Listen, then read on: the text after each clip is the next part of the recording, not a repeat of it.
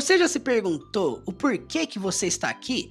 O que te motivou? O que te trouxe até essa aula nesse exato momento? Eu costumo falar que a jornada de aprendizado do inglês, ela precisa, acima de tudo, ser uma coisa prazerosa. Aprender inglês precisa ser algo que te gere satisfação e que você não faça isso porque você tem que fazer, mas sim, primeiramente, porque você gosta de fazer. Inúmeras pesquisas apontam que você fazer algo simplesmente porque você tem que fazer, porque você precisa fazer, não é tão produtivo quanto você fazer aquilo porque você gosta, por satisfação. E eu sempre bati nessa tecla aqui na internet. Você não deve estudar porque tem que estudar. Você deve estudar porque você gosta de estudar. E o que eu quero dizer com isso? Estudar não precisa ser algo maçante, não precisa ser algo chato, não precisa ser algo sem graça. E se você está me assistindo aqui porque simplesmente você sente prazer no estilo das aulas, no formato que nós utilizamos para ensinar inglês, com filmes, séries, músicas, textos, como nós vamos ver aqui hoje, se todo esse método que nós utilizamos aqui para ensinar inglês te gera uma certa satisfação, um prazer em fazer isso, você precisa conhecer a minha jornada do zero à fluência. Eu desenvolvi um curso completo que vai do mais básico até o mais avançado, ensinando todo tipo de estrutura que você vai vivenciar no inglês. Dentro desse curso você vai encontrar aulas de diferentes estilos. Aulas com filmes, aulas com séries, aulas com músicas, aulas com textos, aulas com discursos, aulas com notícias, aulas com temas gramaticais, aulas sobre phrasal verbs, aulas com textos bíblicos, aulas com histórias infantis, aulas sobre conversações da vida real. Sabe, eu peguei literalmente tudo isso e coloquei dentro de um único curso. Um curso na qual você vai ter prazer de estudar do começo até o fim. E o mais interessante, o mais importante dessa jornada inteira que eu estou te apresentando aqui, é que você vai ter o meu suporte ao longo dessa jornada inteira. Você vai poder tirar dúvidas diretamente comigo em tempo integral, além de fazer parte de um grupo de conversação com as pessoas que também estiverem dentro dessa jornada com você. Eu estou falando sobre isso porque as matrículas deste meu curso estão abertas e está rolando um valor promocional nesses primeiros dias que as matrículas estão abertas. Se você quer conhecer um pouco mais sobre esse curso, sobre essa jornada completa, vem aqui no link da descrição, teachermurilo.com, ou no link no comentário fixado logo abaixo. Clicando nesse link você vai entrar no site na qual você vai ter todas as informações sobre o curso. Dentro dessa página tem um link que vai te encaminhar diretamente para o meu WhatsApp. Lá você poderá tirar dúvidas comigo sobre qualquer coisa que eu falei aqui sobre o curso Teacher Murilo 1.0. Se você quer fazer parte dessa jornada comigo, vem aqui no link na descrição ou no link no comentário fixado e embarque nessa jornada comigo do zero à fluência. Let's bora? E como você viu, está começando mais uma aula aqui do canal e hoje é uma aula especial. É um tipo de aula que nós nunca fizemos aqui no canal. É uma aula de inglês com a Bíblia. E caso você não saiba, aqui no canal nós já fizemos duas aulas especiais analisando histórias bíblicas infantis em animação, inclusive animações que eu mesmo produzi dublando as vozes dos personagens. Nós já analisamos essa animação do personagem bíblico Moisés. What is your name? Who do I say sent me? Tell them, I am who I am. E também uma breve animação do personagem bíblico Jonas. Oh no! God told Jonah again to go to the city of Nineveh to tell them what God had said about them. Okay, let's go. Então, se por acaso você não sabia que existiam essas aulas aqui no canal, vem aqui na descrição, eu separei o link dessas aulas para você assistir. Uma das formas mais produtivas, mais eficientes de se estudar inglês é através de textos e áudios. E já que nós estamos na semana do Natal, hoje nós vamos analisar aqui um texto que retrata o nascimento de Jesus. Dentro da Bíblia, os primeiros 4 livros do Novo Testamento, os evangelhos Mateus, Marcos, Lucas e João, são os livros que retratam a vida de Jesus, a história de Jesus. E o texto que nós vamos analisar está descrito no livro de Lucas, o terceiro evangelho, lá no capítulo 2. O livro de Lucas em inglês é chamado de Luke e 2. Este capítulo é composto por 52 versículos, 52 versos. Nesta aula de hoje nós vamos analisar os primeiros versos deste capítulo. E a versão bíblica desse texto que nós vamos analisar será a versão NVI. Em inglês ela é chamada de NIV, New International Version. No português, chamada de Nova Versão Internacional, NVI. Em inglês, NIV. E para nós começarmos, vamos lá. Nós temos aqui o subtítulo do texto, chamado de The Birth of Jesus. Repitam comigo aí. The Birth of Jesus. Enquanto você está assistindo essa aula comigo, eu gostaria que você transcrevesse cada frase, cada palavra nova que você encontrar aqui junto comigo dentro desse texto, para que você possa realizar aplicações, para que você possa pegar as palavras novas que você aprender dentro desse texto e criar as suas próprias sentenças, as suas próprias frases. O nome disso é aplicação, que é literalmente você aprender algo e extrair algo para você, ok? Então, o primeiro texto, a primeira frase significa o nascimento de Jesus. The birth of Jesus. The birth of Jesus. Então, vamos para o primeiro versículo do capítulo. Nós vamos analisar aqui este texto da seguinte forma. Eu dividi em vários versículos este capítulo inteiro. Nós vamos ler cada um desses versículos e vamos traduzir, entender palavra por palavra e aí escrevermos aqui embaixo a versão em português. Então vamos lá. In those days, Caesar Augustus issued a decree that a census should be taken of the entire Roman world.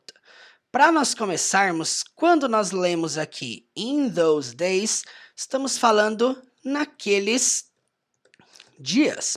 Então vamos deixar o número aqui, né? Porque esse número é a referência do versículo 1. Então lembrando, nós estamos analisando Lucas 2, o capítulo bíblico do terceiro evangelho do Novo Testamento, que conta a história do nascimento de Jesus com mais detalhes.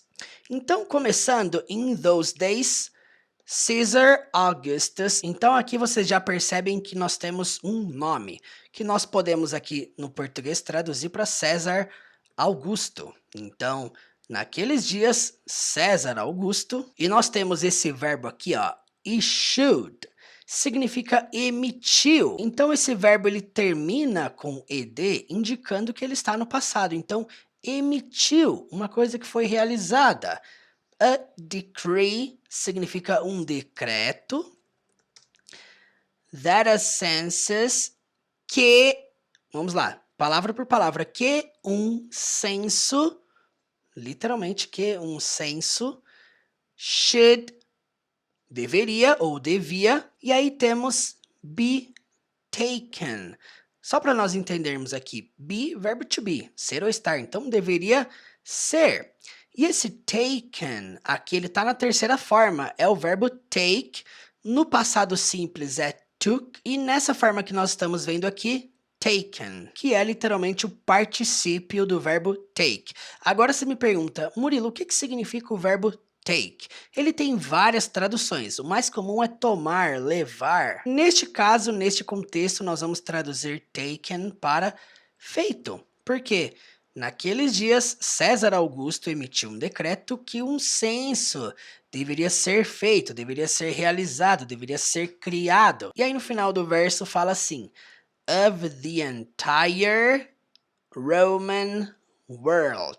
Bom, só para vocês entenderem, world, mundo. Então, Roman world seria mundo romano, literalmente. Então, of the entire, do inteiro, ou seja, do mundo romano inteiro. Você até pode traduzir para de todo o mundo romano. Aqui no final, quando nós falamos aqui, naqueles dias César Augusto emitiu um decreto que um censo deveria ser feito, você pode até adaptar para que deveria ser feito um censo de todo o mundo romano. Nós invertemos a ordem, nós colocamos o censo para depois e o deveria antes. Enfim, a ordem aqui no texto está vindo o censo primeiro, né? Então, um decreto que um censo deveria ser feito. E nós adaptamos para que deveria ser feito um censo. Enfim, o importante, lembre-se, o mais importante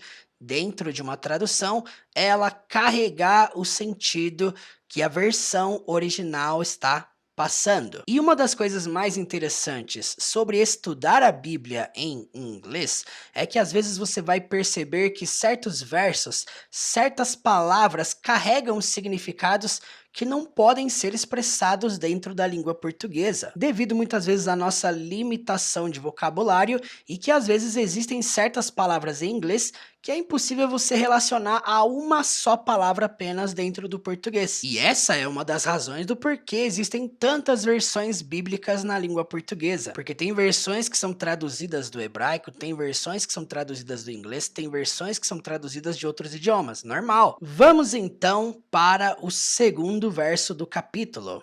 Olha só.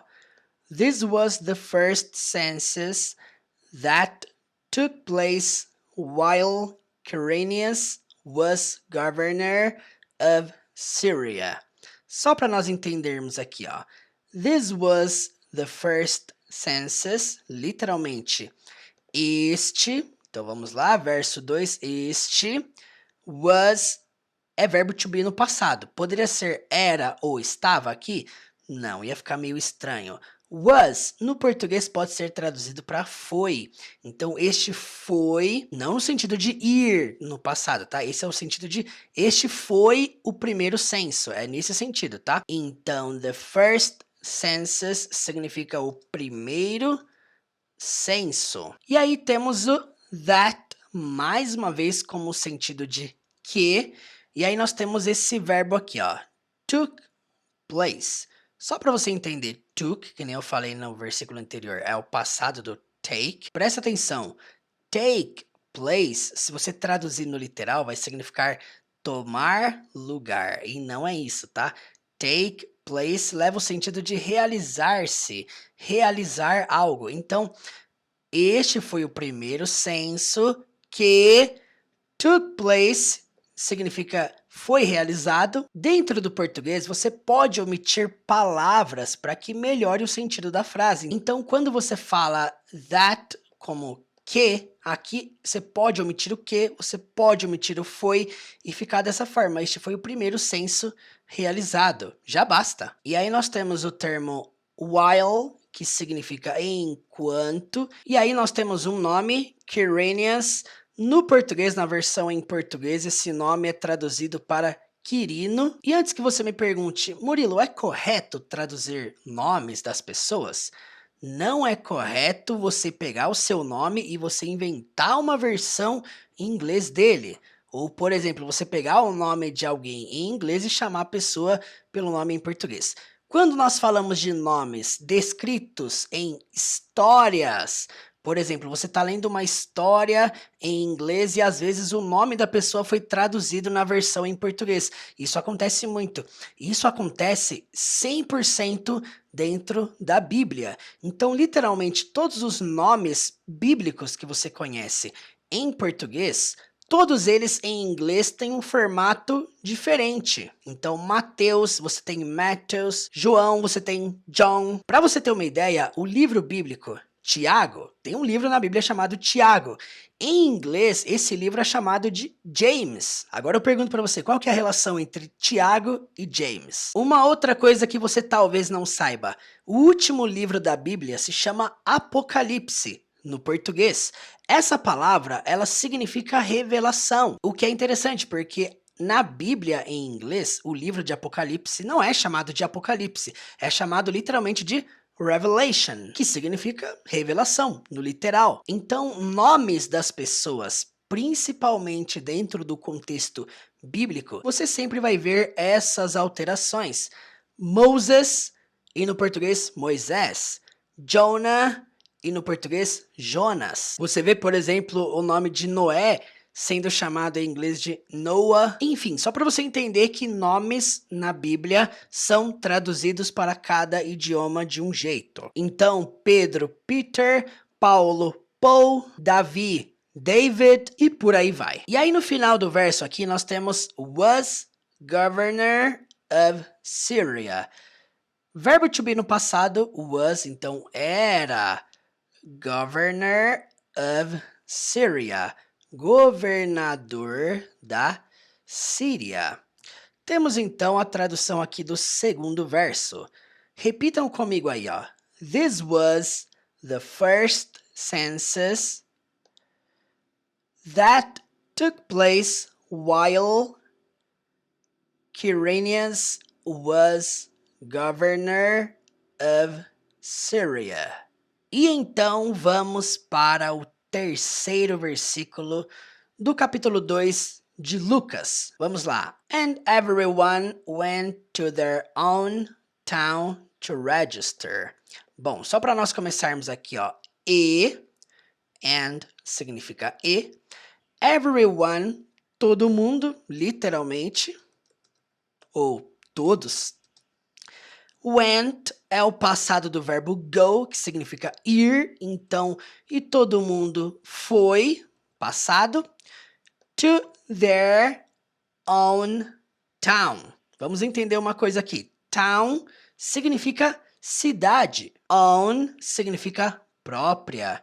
Their significa deles ou delas. Então, e todo mundo foi para suas próprias cidades. É isso que o texto está dizendo.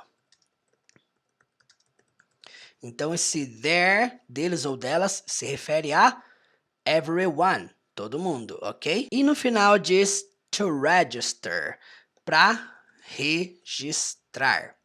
Basicamente, temos a tradução desse trecho, então. And everyone went to their own town to register. Vamos para o quarto verso deste capítulo. Já é um verso maior e, além disso, nós temos aqui nomes, cidades, locais importantes para nós analisarmos também como que eles são pronunciados no inglês e vamos entender o que esse verso agora quer dizer. Vamos lá. So Joseph also went up from the town of Nazareth and Galilee to Judea to Bethlehem, the town of David, because he belonged to the house and line of David. Você percebe que nós temos vários nomes aqui que são pronunciados e falados e escritos de maneiras completamente diferentes na língua portuguesa, né? Então, vamos lá.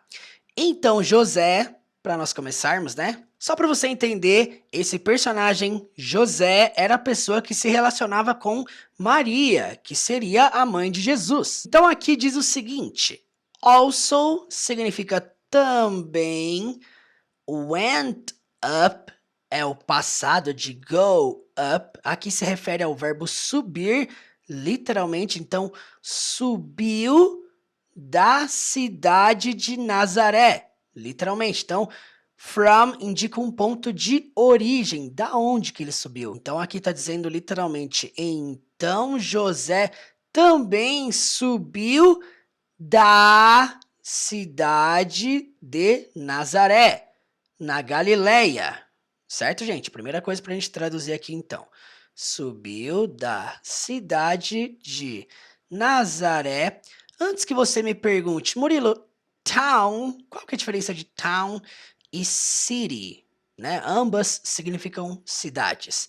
Town é muito mais comum você ver dentro de um contexto a qual a cidade é pequena, ok? Então, José subiu da cidade de Nazaré, em Galilee, na Galileia, para a Judéia. Então, to Judea. To Bethlehem. Olha só a diferença entre essa palavra aqui e o termo Belém. Bem mais fácil falar Belém, né? Então, para Belém. The town of David. A cidade de Davi. E aí diz uma explicação, por que que ele fez isso? Because, que é o porquê de explicação, literalmente, porque ele, o José, pertencia à casa, to the house, and line, e a linhagem de Davi. A casa e linhagem de Davi. Temos então a tradução deste verso completo. Então repitam comigo aí, gente. So Joseph also went up from the town of Nazareth in Galilee to Judea, to Bethlehem, the town of David, because he belonged to the house and line of David. Vamos então para o versículo 5 do capítulo de Lucas. Vamos lá. He went there. Então, ele foi para lá. Literalmente. Então, there é quando você não quer citar a localização. É igual no português. Você foi lá. O que esse lá representa? Uma localização que eu não quero citar. Então, você foi lá? Lá onde? Esse lá refere-se a algum local que dentro de um contexto a pessoa já sabe que local que é. Nós, quando lemos he went there, ele foi lá, esse lá a gente já sabe que é se referindo a Belém. Em inglês, Bethlehem, né? Então vamos lá. Ele foi para lá to register with Mary. Significa para se registrar com Maria. Então, Maria, no português, a mãe de Jesus, em inglês é utilizada como Mary. Então, toda vez que você ver Mary em inglês, você vai lembrar que no português é Maria. Quando o texto diz who was pledged, esse who se refere a Mary, a Maria. Quando o texto diz who was pledged, significa que estava comprometida, se referindo a Mary, a Maria. Então, que estava comprometida, ou seja, ela não era casada, ela já tinha um relacionamento sério com Joseph. Então, Mary e Joseph estavam comprometidos. E o texto não fala só que ela estava comprometida, fala que ela estava comprometida a ser casada com ele. O que é importante entender aqui? Como que eles falam casado com alguém? Eles não usam o termo with, de com. Eles usam o termo to. Por exemplo, se eu quero falar eu me casei com ela. Um exemplo, eu posso falar assim, ó. I got married to her. Então, I got married, eu me casei to her, com ela. É o jeito que eles falam do fato de ser casado, de você se casar. Então você pode entender que no inglês, to get married é o verbo se casar. Bom, isso aqui é o ato de se casar, certo? Nesse texto aqui não fala com o verbo get, aqui fala to be married. Então, ser casada, to him, com ele. Ou seja, ela estava comprometida. Vamos entender o texto inteiro. Ele foi para lá para se registrar com Maria. Lembrando uma coisa muito importante. Esse registrar aqui que nós estamos falando, né? Para se registrar com Maria, trata-se do registro do primeiro verso que nós lemos aqui. Como nós lemos aqui, César Augusto emitiu um decreto que um censo deveria ser feito de todo o Império Romano, de todo o mundo romano. E aí nós vimos no verso 4 que José voltou para sua terra natal para se registrar lá. E aí no verso 5 nós vemos que ele foi para lá para se registrar com Maria, que também já era de Belém. Então, he went there to register with Mary.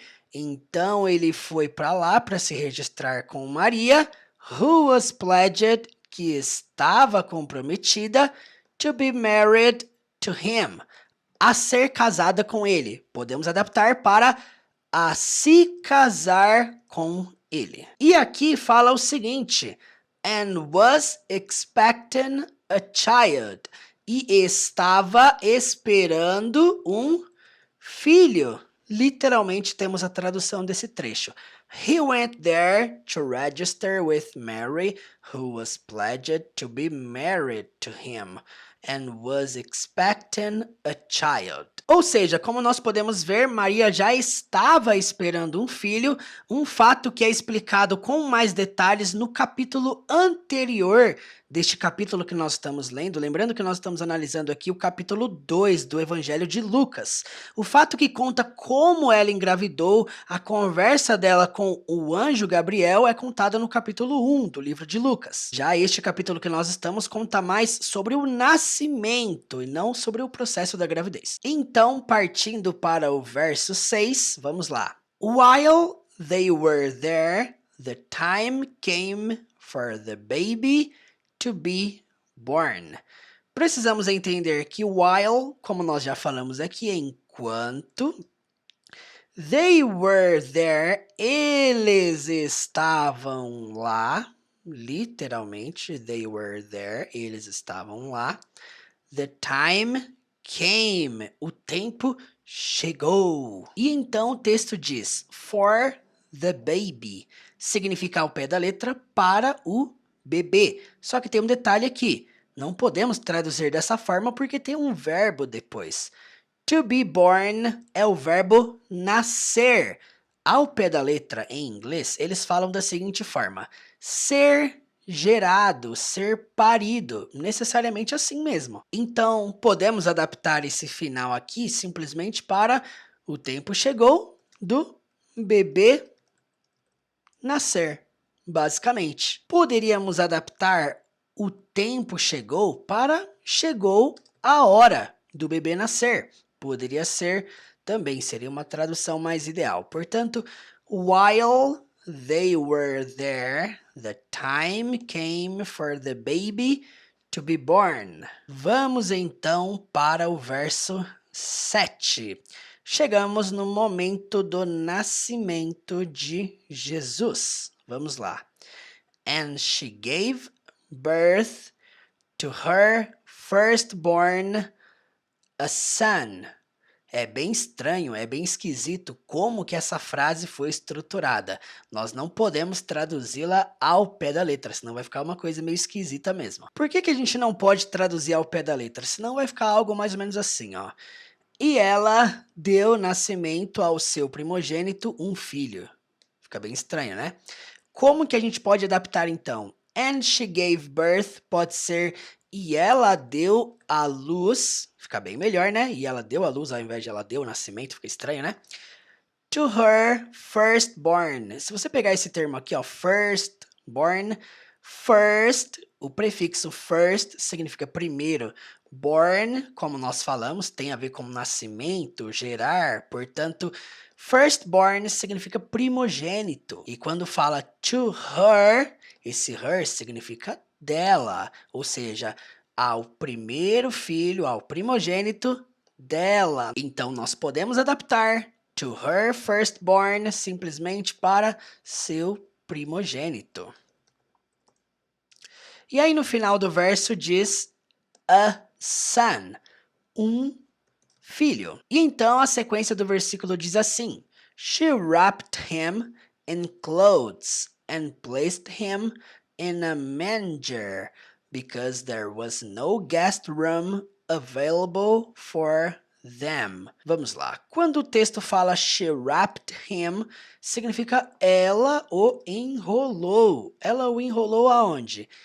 In clothes significa em roupas. Podemos adaptar aqui para em panos. Podemos adaptar para ela o envolveu em panos dessa forma. E então o texto diz and placed him significa e o colocou. Então, para quem não sabe, placed é o passado do verbo place, que não significa apenas a palavra lugar, local. Neste caso aqui, place significa o fato de você colocar alguém em alguma posição.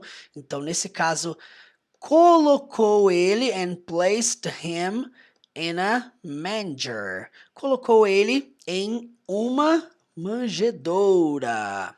Para quem não sabe, manjedoura é isso aqui, ó. Então temos a tradução desse trecho aqui, ó. She wrapped him, ela o envolveu, in clothes, em panos, and placed him, e o colocou in a manger, em uma manjedoura. E aí na sequência, no final do verso, explica por que que ela o colocou em uma manjedoura. Explica o seguinte, because, porque, esse porquê poderia ser um pois. O importante é dar uma explicação. O because tem essa característica de por que que ela fez isso. Vai explicar por que que ela fez isso. Pois there was significa o havia. Só que aqui tem um no depois. Então, porque, pois havia nenhum. Você pode adaptar para não havia. Não havia o quê? Guest room. Guest, visitante, hóspede, room, quarto. Portanto, porque não havia, there was no guest room. Então, porque havia nenhum quarto de hóspedes. Ou porque não haviam quartos de hóspedes. Pode ser. Então, pois não havia quarto de hóspedes. E então diz available, disponível, for them, para eles. E então temos a tradução do verso completo. And she gave birth to her firstborn, a son, e ela deu à luz seu primogênito, um filho. She wrapped him in clothes and placed him in a manger. Ela o envolveu em panos e o colocou em uma manjedoura. Because there was no guest room, pois não havia quarto de hóspedes available for them, disponível para eles. Temos então o verso 7 do capítulo 2 de Lucas, que conta o nascimento de Jesus. Bom, então só para nós fecharmos essa aula, até agora, até o momento, nós analisamos os 7 primeiros versículos, os 7 primeiros versos do capítulo 2 do Evangelho de Lucas, história que conta sobre o nascimento de Jesus. Então, para nós finalizarmos esta aula, eu vou ler com vocês desde o verso 1 até o verso 7, todas essas frases que nós analisamos até aqui. Então, vamos lá. The birth of Jesus. In those days, Caesar Augustus issued a decree that a census should be taken of the entire Roman world. This was the first census that took place while Quirinius was governor of Syria, and everyone went to their own town to register. So Joseph also went up from the town of Nazareth in Galilee to Judea, to Bethlehem, the town of David, because he belonged to the house and line of David. He went there to register with Mary, who was pledged to be married to him and was expecting a child. While they were there, the time came for the baby to be born, and she gave birth to her firstborn, a son. She wrapped him in clothes and placed him in a manger, because there was no guest room available for them. Portanto, nós finalizamos por aqui a primeira aula dessa série analisando histórias bíblicas. Espero que você tenha gostado dessa aula. Se você quer que nós continuemos analisando esta história, os versos seguintes, 8, 9, 10, 11, 12... comente aqui embaixo. E se por acaso você quer que nós analisemos algum outro texto bíblico, comente aqui embaixo também a sua sugestão. Não saia desse vídeo sem deixar o seu joinha, o seu like aqui embaixo. Isso me ajuda muito a continuar esse trabalho aqui na internet. E se você gostou dessa aula, não se esqueça de me seguir lá no Instagram, teacher.murilo. Lá eu posto dicas de inglês literalmente todos os dias. Portanto, eu quero te desejar um Feliz Natal, muito obrigado pela atenção e até a próxima!